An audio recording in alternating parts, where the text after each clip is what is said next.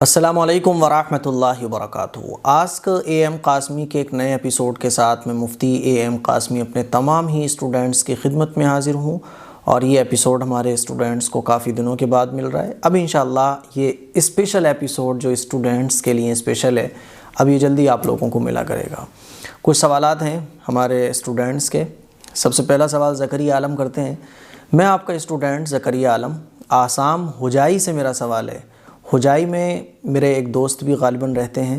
आसाम से मेरे काफ़ी फ्रेंड्स ताल्लुक़ रखते हैं जो मेरे साथ आलिम की पढ़ाई में शामिल मेरे साथ रहे हैं, मेरे क्लासमेट्स रहे हैं।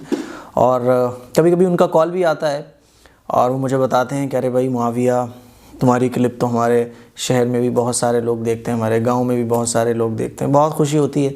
काफ़ी बार उन्होंने मुझसे कहा भी है कि भाई आ जाओ आसाम, आ जाओ आसाम, घूम जाओ। लेकिन मैंने उनसे हमेशा यही कहा है, वादा किया है और इंशाअल्लाह कभी आसाम जाना होगा। तो हुजाई में मेरे एक दोस्त रहते हैं, ग़ालिबन मुझे अंदाज़ा है कि उन्होंने हुजाई नाम बताया हो, लेकिन आसाम से तो काफ़ी फ्रेंड्स से हैं भी और मेरा उनसे ताल्लुक़ भी है। अच्छा, इनका सवाल है कि मैं सोच रहा हूँ मुस्लिम हदीस ख़रीदने के लिए, आप बताएं प्लीज़ क्या मुस्लिम हदीस में टेक्स्ट किस लैंग्वेज में लिखा होता है। देखिए, अगर आप मुस्लिम शरीफ ख़रीदेंगे तो वो तो अरबी में होती है ना। आप बुखारी शरीफ ख़रीदेंगे, अरबी में होती है। आप मुंतखब अहादीस ख़रीद लें।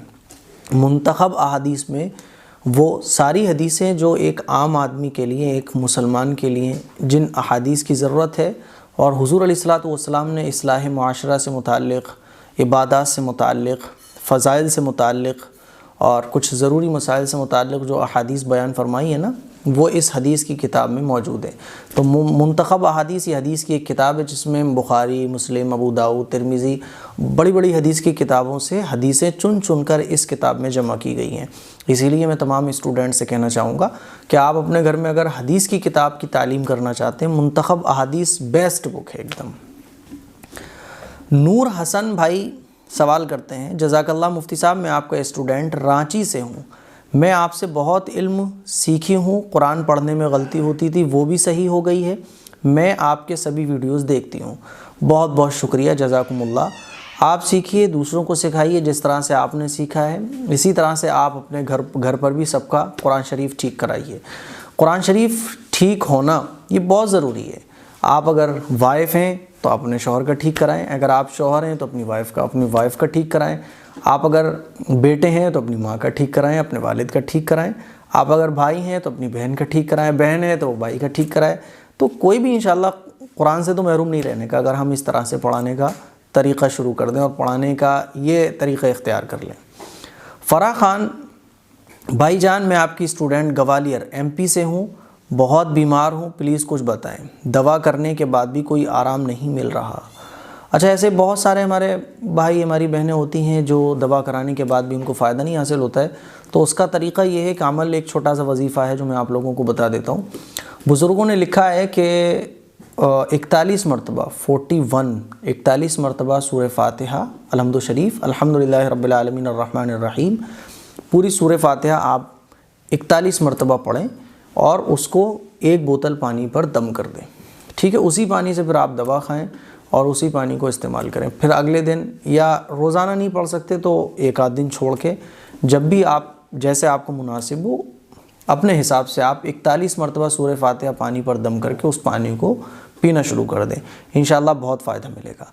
अच्छा, अगर बहुत ज़्यादा कंडीशन ख़राब हो तो फिर मरीज़ को ये चाहिए कि फ़जर की सुन्नतों के बाद, फ़जर की सुन्नतें पढ़ने के बाद 41 मरतबा सूरह फ़ातिहा पढ़कर पानी पर दम करें और फिर उसके बाद फ़जर की नमाज़ पढ़ें। तो इंशाअल्लाह जितने भी तरह की प्रॉब्लम हैं बॉडी से मुताल्लिक़, दवा कराने के बाद ठीक नहीं हो रही हैं, इंशाअल्लाह वो ठीक हो जाएंगी। ग्वालियर भी मेरा आना हुआ है और ग्वालियर में किले वग़ैरह मैंने अपने फ्रेंड्स के साथ, जो एक कोई किला है वहाँ ग्वालियर में, वो मैंने देखा है। तो ग्वालियर अच्छा शहर है और वैसे तो मेरा कोई ग्वालियर में ख़ास ताल्लुक़ नहीं है, लेकिन ग्वालियर सिर्फ़ एक ही बार जाना हुआ है, एक दिन के लिए। शमीम राइन कहते हैं, मुफ्ती साहब मैं नेपाल लाहन से हूँ, मैं आपकी स्टूडेंट हूँ। मेरा सवाल है कि खाना खाते वक्त सर पर दुपट्टा रखना ज़रूरी है और किताब पर सोने से क्या गुनाह होता है? प्लीज़ आप मेरे सवाल का जवाब ज़रूर दीजिएगा। मैं आपसे बहुत दिन से सवाल कर रही हूँ। नेपाल से हैं और सवाल इनका, खाना खाते वक्त सर का सर पर दुपट्टा होना ये मुस्तहब है। मर्दों के लिए टोपी लगाकर सर को ढककर खाना खाना चाहिए, सुन्नत है ये। हमारे आका सल्लल्लाहु अलैहि वसल्लम सर को ढककर खाना खाते थे, तो इसीलिए खाना खाते वक्त सर को ढकना ज़रूरी है ना, ढकना चाहिए। ख़वातीन को भी सर पर दुपट्टा रखकर खाना खाना चाहिए, ठीक है। अच्छा, किताब पर सर रखकर सोने से देखिए गुनाह तो कुछ भी नहीं है, नो प्रॉब्लम। आप पढ़ते पढ़ते अगर सर पे देखो सर आपका किताब पे हो गया, आप सो गए, तो नो प्रॉब्लम, गुनाह इसमें कुछ भी नहीं है। मोहम्मद मुनीरुद्दीन कहते हैं, सर आप बहुत अच्छा पढ़ाते हैं, अल्लाह आपको लंबी उम्र अता फरमाए। आपका बहुत बहुत शुक्रिया AM कासमी सर, जज़ाकुमुल्लाह व अहसन जज़ा। अल्लाह ताला आपको भी खूब इल्म अता फरमाए, अल्लाह ताला आपको खूब तरक्की अता फरमाए, अल्लाह आपकी सेहत की हिफाजत करे, आपको आफ़ियत में रखे और जन्नत में ऊँचे मकाम आपको इनायत फरमाए। तौहीद शेख अगला सवाल पूछते हैं, मुफ्ती साहब माय नेम तरन्नुम है, मैं आपकी स्टूडेंट हूँ, मैं अमरावती से हूँ, मैं आपकी स्टूडेंट हूँ। मेरा सवाल ये है कि मुफ्ती साहब पर्दा किस किस से करना चाहिए? घर में सब लोग हैं तो किस किस से पर्दा करना चाहिए? प्लीज़ रिप्लाई दीजिएगा। बहुत अच्छा सवाल हमारी स्टूडेंट ने किया है। देखिए, जो गैर महरम हैं उनसे पर्दा करना चाहिए। गैर महरम किसको कहते हैं? गैर महरम कहते हैं कि ज़िंदगी के किसी मोड़ पर भी अगर उनसे निकाह हो सकता है, किसी से निकाह हो सकता है, तो वो गैर महरम है। मिसाल के तौर पे कज़िन्स, ये गैर महरम है। चचा की बेटियाँ, मामू की बेटियाँ, मामू के बेटे, ये आपस में गैर महरम है। इसी तरह से कोई ख़ातून है अगर, तो उसके लिए खालू जो है वो गैर महरम है, और चचा के बेटे गैर महरम है, देवर गैर महरम है, जेठ गैर महरम है। तो ये सब के सब गैर महरम है। अच्छा, बाज़ गैर महरम तो वो हैं जो हमसे दूर रहते हैं, हमारे रिलेशन में हैं लेकिन दूर का ताल्लुक़ है, कभी कभी उनका आना जाना होता है। और बहुत सारे गैर महरम ऐसे होते हैं जो घर में ही रहते हैं, जैसे चचा के बेटे हैं, एक ही फैमिली है तो चचा के बेटे भी साथ रह रहे हैं, और जो है वो देवर भी साथ रह रहे हैं, है ना। और जो है वो कभी कभी ऐसे रिलेटिव भी आ जाते हैं घर में कि पर्दा करना, चेहरे का पर्दा करना पॉसिबल नहीं होता है। एक ही रूम में वहीं नाश्ता पानी कराना है, नाश्ता लगाना भी है, खाना भी खिलाना है, वहीं रुकना है, ठीक है। तो ऐसी सिचुएशन में क्या होना चाहिए कि ज़्यादा फ्री नहीं होना चाहिए, गैर महरम से फ्री नहीं होना चाहिए, और बिला ज़रूरत बातचीत नहीं करना चाहिए, तन्हाई में बैठकर बातचीत नहीं करना चाहिए, और तन्हाई में नहीं बैठना चाहिए, ठीक है।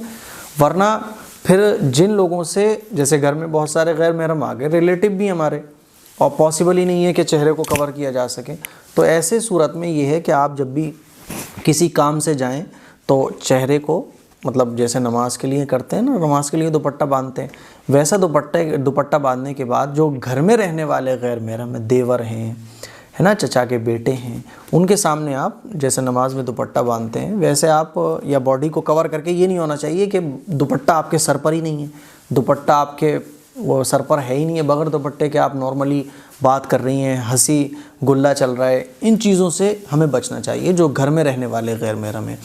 अच्छा, बहुत सारे गैर महरम वो होते हैं जिनसे हमारा कोई ताल्लुक़ नहीं होता है, वो हमारे रिलेटिव भी नहीं होते हैं, जैसे कि हम किसी दुकान पर जाते हैं या हमारे टीचर होते हैं, है ना, तो उनसे क्या है कि उनसे चेहरे का पर्दा करना पॉसिबल होता है, तो उनसे फिर चेहरे का भी पर्दा करना चाहिए।